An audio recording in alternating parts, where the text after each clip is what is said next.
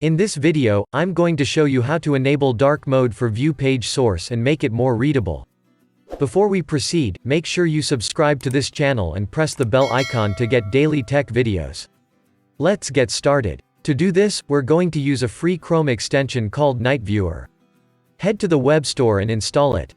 You'll also get the link in description below. Once installed, open any website. If already opened, refresh it.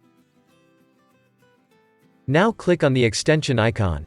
From here you'll see the Night Viewer is active. And down here you'll get the link to open the page source.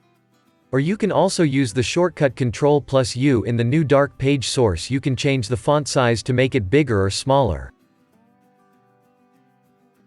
It also gives the beautify option, which changes the format of code and makes it more readable.